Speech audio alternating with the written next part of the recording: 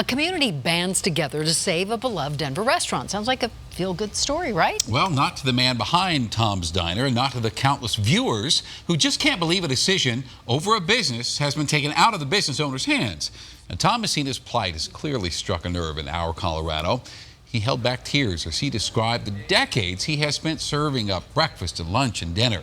He loves his job, just not the grind anymore. Now he wants to sell the property to a developer and move on to the next chapter of his life. Neighbors, however, aren't ready to let the restaurant go and have successfully lobbied to keep the building the way it is for now. And since our 360 report first aired, we've heard from so many of you baffled as to how a group not even large enough to fill one of the diner's booths could take control away from the owner. Well, tonight, Denver 7's Jennifer Kovaleski is diving into the process and asking if it's time to make some changes. I do not represent a real estate company or a major developer. This is my only asset. This story is bigger than Tom and his diner. This is about old versus new Denver and what can and cannot be saved. Before we dive back into the viewpoints, let's talk about how we got here. Landmark preservation has been around since 1967. You heard her right. City Council created Denver's Landmark Preservation Commission more than 50 years ago, with the whole idea of designating and preserving our history. And get this, there are almost 7,000 historic buildings who call the Mile High City home. We're talking 4% of Denver. So what does it take to get landmark status? Well, it's easier than you might think. A property owner, head of community planning, city council, or at least 3 Denver residents can file for what's known as landmark designation.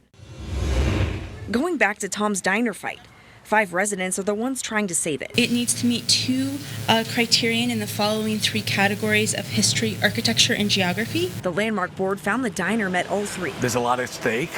I would ask that you take my property rights, my story, and my family's future into consideration of this application. If it's not a diner anymore, what can it be that's still in line with our history along Colfax? We've already heard from the owner who wants to sell and says his future is on the line. Those fighting to save the diner who say this is about preserving history, and a regular calling for balance. Tonight we're hearing even more perspectives from you, our viewers, just as fired up. Even a Hollywood producer reached out. Dwayne wrote, "Why not build the high-rise condo in the parking lot of the diner? The design of the new building can either include the diner on the first floor or be set back with a side entrance." Sounds like a pretty good idea, right? A win-win, so to speak. Well, we looked into it. And Tom tells us building around the diner is a heck of a lot more expensive. They also say the diner is falling apart and needs major renovations, all of which add to the cost.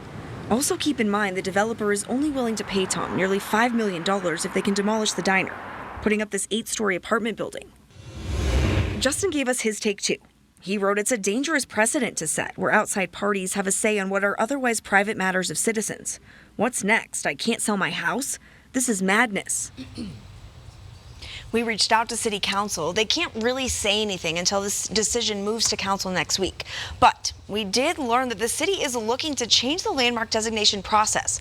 A bill up next month would make it harder to file for historic status and give Council more oversight.